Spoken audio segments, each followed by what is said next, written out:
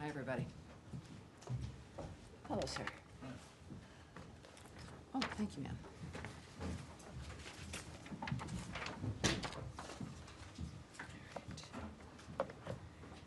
Welcome aboard, everyone. Thank you for being here.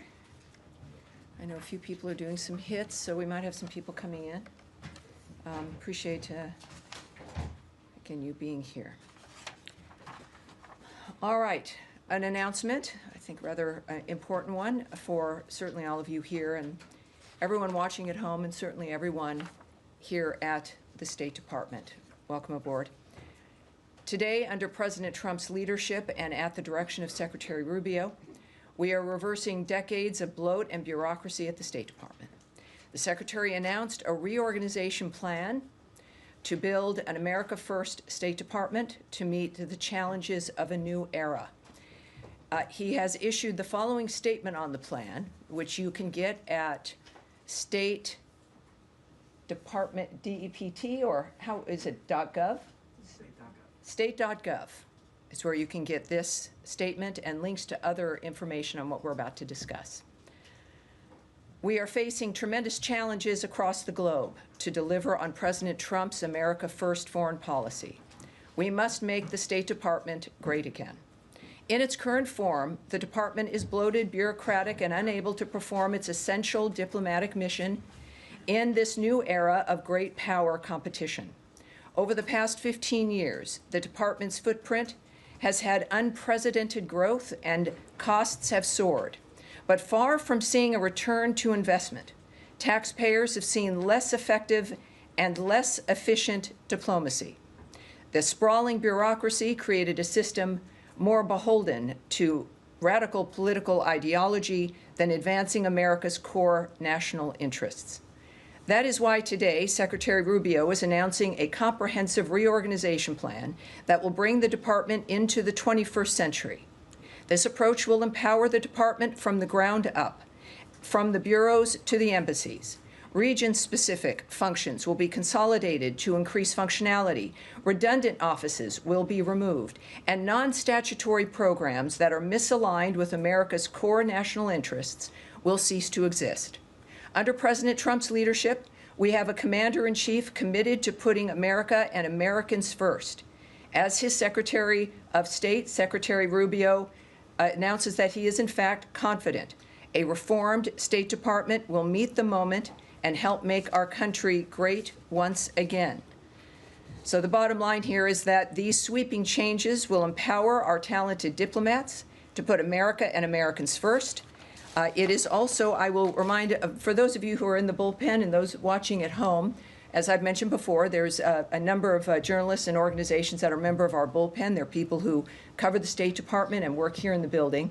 And we had a discussion earlier today with some more background on this, that also for State Department personnel, everyone in the building will be receiving, of course, this statement. And there's an opinion piece that is available from the Secretary at the new State Department Substack link, and that is statedept.substack.com. Is that it? Go there, and it will ask if you want to subscribe. You don't have to. You can just click on the title, and you'll get additional commentary from the Secretary in this regard. Also, for everyone in this building, there is additional information. There is a fact sheet. There are frequently asked questions. There's an additional statement from the Deputy Secretary Landau, so you will be able to see that as well. And as a reminder again, because I know there's been a lot of fake news out there, this is a reorganization plan. It is not something where people are being fired today. They're not, no one's going to be walking out of the building. It's not that kind of a dynamic. It is a roadmap. It's a plan. It is something that there's been a congressional notice that has been sent. And so the steps and the procedures that happen through the government are also taking place at this point as well. And at this stage, I will open it up for questions on this issue. Yeah, yes? Sure. Sean? Thanks. If you don't mind, just obviously lots of questions. Just to make sure we get to it. The Russians said that, are saying that Special Envoy Witkoff is coming back. All right, so we're doing that's a different issue. Let's stick with this. It's interesting. If none of you have any questions about this, I have questions. Yeah. So I mean questions about this, and then of course I know, Lord knows, there's many other things that are happening as well. I guess, all right. Yes. Go ahead. Just on the hiring freeze and the way that this affects the folding in of USAID to Sure. the State Department, how, given the fact that these people are not considered State Department employees, what opportunities, if any, are going to be given to them to be able to reapply or Sure. not for their position? Sure. First of all, the USAID fold-in, that in a way is kind of the genesis of this, right? We knew that was going to happen. USAID was going to become a part of the State Department. And in this framework, what you'll see, and it makes, I think, perfect sense, and people seeing this will see that it makes sense, is that instead of this monolithic entity that was, its own object in Washington, D.C., making decisions about aid and where the money would go, the usual experience, and I've experienced this with the Secretary's travels and his conversations with the leaders and also our own embassy and consulate staffs, is that you would have donations or funding for a project that the country itself was not interested in or did not want and had other needs, that the embassy staff or the ambassador was never consulted, that the opinions of the people who are working in the country were not consulted. So they would see money going into a nation, as an example, put in to fund something that was even, in some cases, detrimental to the nation that we were working with, or opposed by an ambassador, and yet there was no input and no action.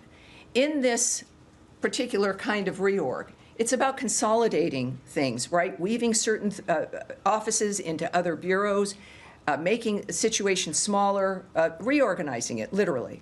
And in that case, you will see the bureaus, which used to have a lot of power, but had really kind of lost that in a certain way through the giant bureaucracy that became evident through the 70s and 80s and 90s. And that you would have a dynamic now where the intention is, and described in this plan, to have each regional bureau have the element of the USAID that is relevant to that bureau, so that they would be working together, and it would be a coalition, if you will, of ideas and minds and efforts to then also bring in and have the embassies, the ambassadors, and the governments who are working with having a say in making sure that the money that's donated is relevant to that nation, is relevant to the region. And that's what will be, that's where USAID essentially is going, is into positions where, as I've mentioned to you, as we were doing our review of USAID, is don't mistake a change for being something for indicating something is gone or missing. That it was never about us abandoning our commitment to funding to any kind of life-saving efforts or our work with other nations in assisting them. But it was going to look different, and now it will. But it will not just look different, but it's actually going to be within a functional framework to make sure that any aid that goes out is aid that that we work with the nation on, that we work with the embassies on, and people on the ground with an interest who are stakeholders will have a say in that. I think that that's certainly a much more functional way to move foreign aid through. But on the employees themselves, sure. That were already sort of in limbo in terms of how their jobs Sure. were going to change when the department was going to be taking over Sure. USAID. Are those employees going to have the opportunities to apply for other positions? How many Well, people? some will. So again, this is a proposal. This obviously could change. But as you have offices that are cut, or even some bureaus that were set up for a specific situation that end up being cut entirely, that you will have people who then, Foreign Service officers, the career workers, et cetera, being able to apply for something else. So these are, it's a dynamic where you've got a certain number of open seats that exist, and then people who, of course, will then be out of the seat where they were if, in fact, their office is cut or even folded in to another bureau. So these are, again, this is, again, a roadmap, and it's a dynamic, whereas we've said in the past certain dynamics where people, and this is new for me as somebody who's never worked for government, very much in a way like the military, where you can be working for the State Department, working in a specific, let's say, embassy overseas, and then that job ends, and then you come home and you get slotted into a new job. That, I think, for the American people, maybe for large corporations, that makes sense. But that's how it works here, when, of course, that's possible. So that is possible, and we will clearly watch that as it plays out. Oh, yes, sir. Thank you very much, Tammy. You said things will look different, and thank you for that Sure. response. But I think a lot of people around the world will be wondering what it is, especially perhaps in the Middle East, Africa, what it will actually mean for them on the ground. How will these changes take effect? Will we see offices over there that are being closed, consulates and so on? Can you talk a little bit about what people around the world can actually expect? Well, I can't speak to, it's a very separate issue, right? This is an organizational roadmap for this department here, right, in Washington, D.C. The arguments about what will occur in other countries, you're talking about embassies and consulates, that's not addressed here. It's not a factor that this reorg doesn't affect them, except, as I've mentioned, is more involvement, right? More direct, person-to-person framework as opposed to bureaucracy to bureaucracy. No more calling up USAID and going through, 17 messages and trying to get an answer back about what's happening with a certain grant or what's happening with a certain plan. That this is really, in a way that I think I've heard many people here note, including the Secretary and the Deputy Secretary, of returning the State Department to its traditional base, to the nature of human diplomacy, of getting things done, and my goodness, especially in the 21st century, that move so rapidly, faster than any other time in history. And this is what the State Department used to be able to do. It has grown, as the Secretary's statements indicated, quite bloated, unable to move, stuck in really just a bloated inability bureaucratically to make decisions or to get things done. And if decisions are made, the levels that have to be gone through extend the amount of time to where you can get a decision made. So I would say for embassies and consulates in the world itself, as they're already seeing when it comes to the way that President Trump operates, the way that Secretary Rubio operates, it's about faster results with, I think, a more nimble effort. All right. Yes, Humaira. Thank you, Tammy. So in the reorg, we see that the Undersecretary for Civilian Security, Democracy, Human Rights, as known as J inside the State Department, seems to have been eliminated, and some of the bureaus under that is being brought under different undersecretaries. But for example, Office of Global Criminal Justice, which works on monitoring atrocities overseas, which cooperates with different governments on war crimes accountability, seems to be completely eliminated. So I'm wondering, this undersecretariat was a place where U.S. basically did democracy and rights promotion globally. Mm-hmm. Does the new State Department under President Trump no longer sees that as a mission? Is that no longer a priority? Sure. Yeah. I mean, it's a legitimate question. Again, we've grown used to seeing something, and then that would indicate that's where that lives, and if that's gone, the effort is gone. Many times during the USAID argument, I've made that argument. Just because the USAID building was going to be something else doesn't mean, or that the certain aid was cut that was not aligned with our vision or President Trump's vision, doesn't mean that our commitment to foreign aid ended. So you're right. There are going to be certain offices and certain bureaus that are going to be gone or folded into other bureaus. I would say this is one of the most important aspects of this for everyone in the building and everyone watching at home. Because you might have had a specific bureau that dealt with a discrete issue, doesn't mean because it's now folded into another larger bureau, doesn't mean that it's gone or we don't care. It means that, in fact, certain issues deserve to be considered part, not like some specialized, separate, segregated interest. Why shouldn't that interest be in every bureau, right? If you've got bureaus that, and for people watching at home, as I mentioned, I think in my very first briefing, that the State Department isn't just a bunch of people at a desk looking at the internet and people figuring out what it is they want to say to a world leader. There's bureaus filled with people who care about the country, the State Department, and are experts, researchers, individuals who are committed to a certain region, who understand it, who have also, though, the relationships with people in the countries in that region. And then they inform us. They do the research. They inform me for this briefing. I go onto the screen, and it's every bureau in this building that has what we call lines, which is the information about what's happening on an issue. They tell me what those things are, why it matters, et cetera. So I come here, and a great deal of what I say to you, if not most, is from the body of knowledge from the people who work in this building, who are the Foreign Service officers, the career people, the career people, the civil service officers and workers who are here. So that's how this, it is the government as a whole is people. It is a collection of people who've gathered to further the founder's vision, and who with each election gather to further the vision of the person who leads this government.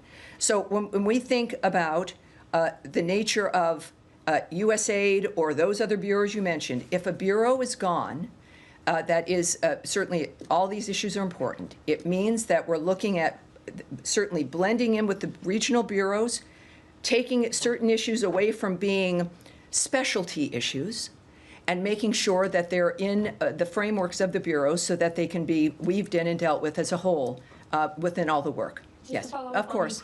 Please. No, next, okay, once we get do this. I do have a follow-up on this too. Okay, then hold it, but I'll make sure I give it to you guys. We're good. You said earlier that you talked about some of the programs and you described them as, the aims of the programs were not in line with the aims of the country.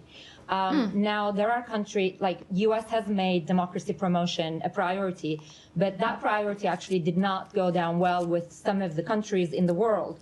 So if a country, for example, a lot of people would give the example of Hungary,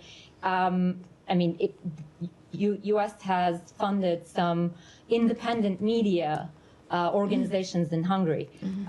If those are in contradiction with Hungary's goals, U.S. is no longer going to do that. No, it's not. Without, of course, speculating on what we would do in a particular country, the point is that American tax dollars that are sent as aid or to supplement something in another country deserves to be used to reflect the values and the interests of the United States, which of course is democracy and freedom around the world. I think it's safe to say that with all of our actions, certainly the Trump administration, we have made it clear that that is our priority. But also making sure that the ambassadors who are also appointed, who are representing this nation in countries and others who work at the consulates, in concert with the nation that we are working with diplomatically, that we have a coalition, if you will, on knowing how that money is being spent and making sure that the stakeholders actually have a say. I think that's fair.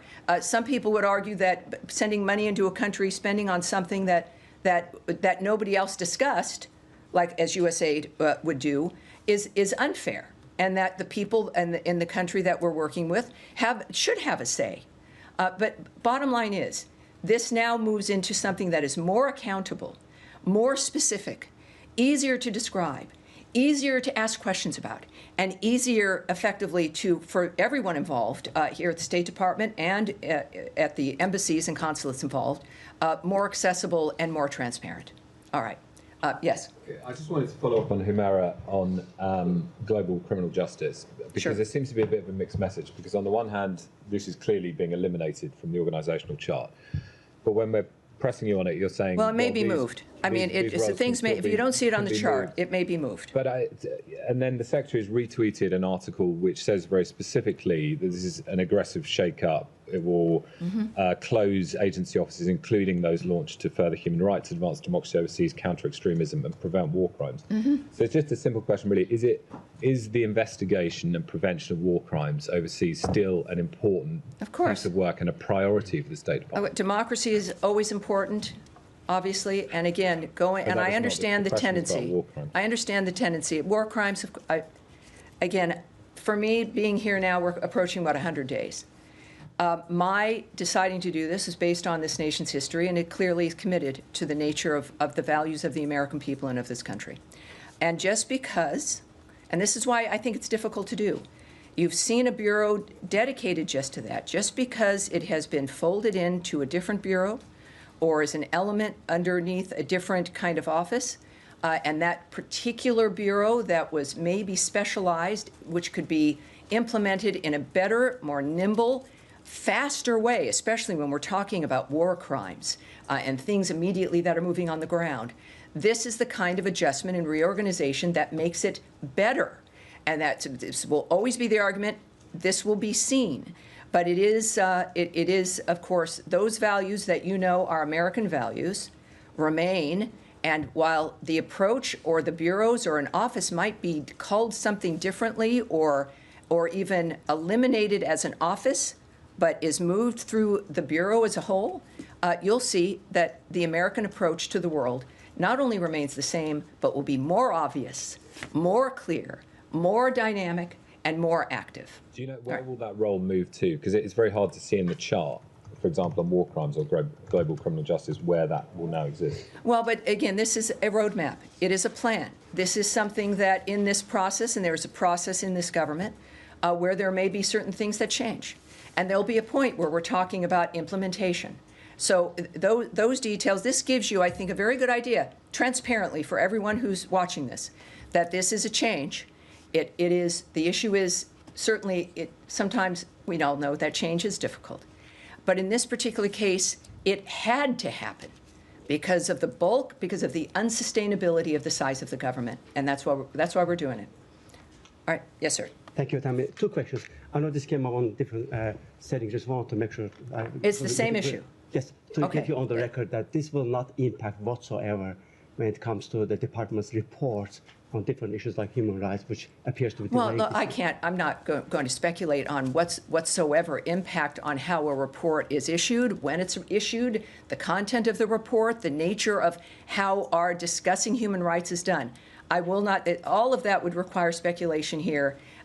Beyond, I think, the reorganization report. And my second question, I know that I can say a spokesperson's role will be promoted, congratulations on that, but I want to understand with the GEC, closure of GEC recently. GEC, yes. Engagement Center. Yes, no, that's a very good also, question, yeah. And also, eliminating some of the fundings, like, grants to Moldova to fight against Russian disinformation. Is the issue of Russian disinformation or Chinese disinformation, is this something that you are concerned about, or are you out of business of combating it? Well, it's obvious that everyone's concerned about interference in elections. None of us want that, but of course the specifics of how a reorganizational roadmap is not going to, I'm not going to be able to answer the question about how that would be affected, of course. And your other question was? Chinese and Russian disinformation. No, there was a different one. And your office will be promoted? Well, it's moved, and this is, I think, again, a bit in the weeds for the people at home. I mean, there's an organizational chart. My office is now answerable to the secretary, which, of course, all of you probably already presume that. That's true. But now, technically, it sits within that umbrella. So nothing has really changed in that regard, except it's a little bit more specific and obvious when it comes to the nature of my work. Can we come back to later on Ukraine? Well, forgive me. I'm going to move on. I was also going to answer your first question, which GEC. The GEC. Thank you. He remembered. In fact, that's a good question because things beyond this roadmap will also happen. That bureau has been eliminated. Things will change in the State Department separate from this roadmap. That bureau, which had been ordered to be removed last fall, what they did is they changed its name and moved people.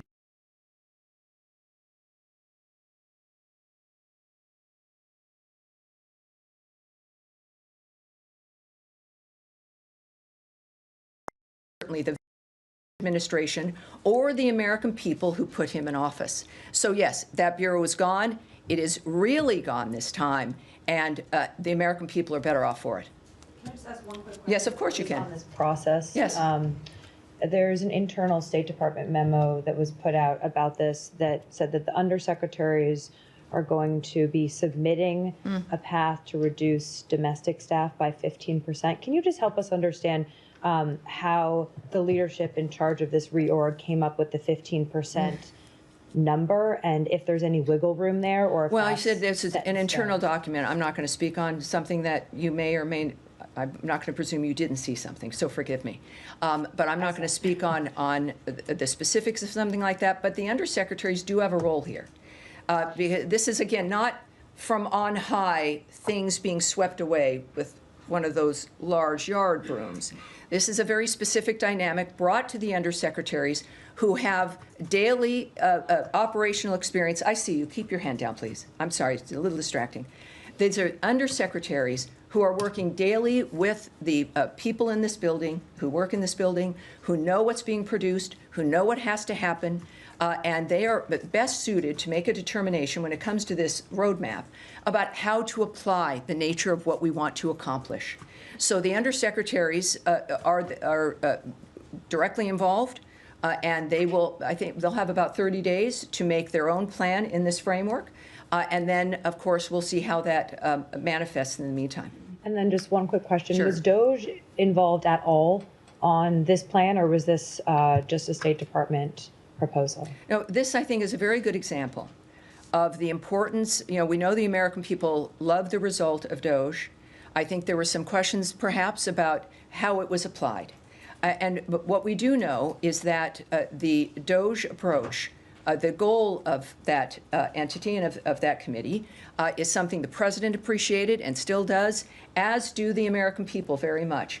But when, I believe, the president said a few weeks ago that ultimately this was going to be an approach that the secretaries were going to begin to apply. And also that does make sense, because whether it's the secretaries or the undersecretaries or the people running the offices, it is the daily work of individuals committed to the country, making a difference for the world. And the people on the ground working together know best about how this works, what could change, and how it should change. So this is, I think, a very good example of the continuation of that mission and the value of that mission to cut government down to size, get people used to the idea that it can happen without it being a bad thing, and then watching the benefits that flow. So secretaries now in charge of this. Remember, this is from an executive order. This is a whole of government, every department looking at how they can make their department more efficient, less burdensome, less bureaucratic. This is the State Department's version of that. I would say that that DOGE is not in charge of this, but this is the result of what we've learned and the fact that we appreciate the results, and we want more of those results, and it is now in the hands of the secretaries as well. All right. All right. Sean. Can I switch topics? All right. Now, are we done here? So we should switch to some other important topics. We have, as a matter of fact, one of my rules is, of course, our friend Caroline Levitt will be starting in about 10 to 15 minutes.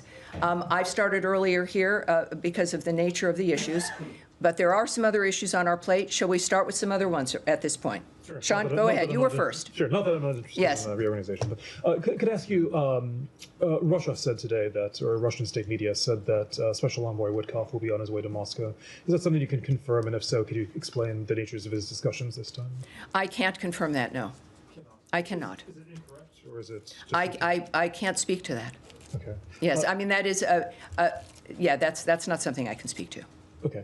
Could I ask you about the secretary's schedule? Sure. Just, if I'm not mistaken, you were on Fox earlier this morning, and you mentioned some the potential of travel. Sure. Could you just explain his yes. travel schedule? You know, there's normally when we have travel scheduled, you guys get an announcement, and there was no announcement. And I was asked, and I had known that this was possible, and had mentioned it, presuming it would happen. As we know, Secretary Rubio is a busy man. He is one of the most active, if not the most active, Secretary of State I think we've had. And that, of course, affects every day for him. And so when there's certain plans, they're, conditional. And in this particular instance, while the meetings in London are still occurring, he will not be attending. But that is not a statement regarding the meetings. It's a statement about logistical issues in his schedule. Can you confirm who will participate from the U.S.? Well, I do know, yes, that General Kellogg is there. And so he will be having those conversations. So we look forward to hearing back from him about whether or not we've had some success in London. Just briefly for me. I'm sorry? All right. You know what? That is another issue, and I will get back to you in a moment, but we've had several other people who've been waiting to deal with that. But let me, I think that's all I can say to you about London at this point. Just briefly, the Secretary on Friday said that essentially that we're going to see within days whether it's his exact words, whether it's possible to go forward with negotiating an end to the war. Is that something that General Kellogg is going to be looking at now? Is this really the time? Well, what we all look to is President Trump's approach. President Trump has expressed optimism about what's possible. And of course, he has great envoys and a great Secretary of State who's been moving through to determine if that is in fact the case. President Trump wants this to be solved diplomatically. Obviously, he does not, and does not believe, like when it comes to certainly Ukraine and Russia, they've said multiple times, both of the Secretary and the President have said that this cannot be won militarily. And so they want diplomacy to work. The Secretary said a few weeks ago at NATO that it was a few weeks where we would determine as we look to Russia based on their actions, not their words. And of course, now a few weeks have gone by and we are in London. And I think it's about what will be reported, which we will know soon. But then that is also the good news about being the Secretary of State, is that he is the one who sees everything, can make the assessment of everything that's on the ground. And of course, in partnership with the President, who is the visionary and the decider, that will make a determination about whether or not peace is possible. Yes, ma'am. Thank you so much, Tammy. The President of Colombia, Gustavo Petro, is claiming that he no longer has a visa to travel to the United States. Can you confirm that report and explain the justification, if he's right or not? Well, I can't do that. Of course, we don't speak about direct individual visa issues. Visa records are confidential for everyone. But we are aware of the reports. We're aware of what he said. What I can say is that our two countries have had opportunities to create a brighter future for our citizens through efforts aimed at targeting violent drug cartels that are now poisoning our citizens and destabilizing our region, creating economic opportunities that advance prosperity, and ending the regional crisis of illegal immigration. So that's what I know about our two countries. His comments are not something that I'll remark on. Can that? All right. Yes, sir. Yeah, thank you. I have a question about the Iranian talks. I'm sorry, about the Iranian talks. Do you have any updates about the third round with the Iranian, and how do you see the Iranian engagement with Russia and China when they are updating them and talking and meeting with them about the negotiations that they have with you? And will there be the next round direct talks with them, or it's indirect still? Well, again, these are diplomatic missions. I know I speak often. I have to say no to you when it comes to the questions you ask, because you're looking for some details, I understand, about the nature of what may or may not happen in an issue that the world cares about. But if it involves, of course, negotiations, diplomatic considerations, diplomatic conversations here between American leaders, I'm not going to remark on that. As far as what might be next, I have nothing new to report to you at this point. All right. Yes? The Diplomatic Security Service says it's been assisting the Virginia Homeland Security Task Force in arresting undocumented migrants and some people who are connected to transnational gangs. What if you could say more about the decision to have DSS jump in there, and whether you expect this collaboration to be ongoing, and if there's any concern that this will detract from the original mission? Well, good question, if that's accurate. And so I need to check. We'll take that back, and I'll get back to you on that. And your question is going to be the last one, because we are just a few minutes to 1 o'clock. Thank you, everyone. We will have, I do want to let you know also for Thursday, my principal deputy, Tommy Pigott, will be briefing you for the first time. So that will be fun on Thursday. It's very, very exciting time. Thank you, everyone. Appreciate it. Thank you. Have a great rest of your day. Does Reorganization is more classification plan?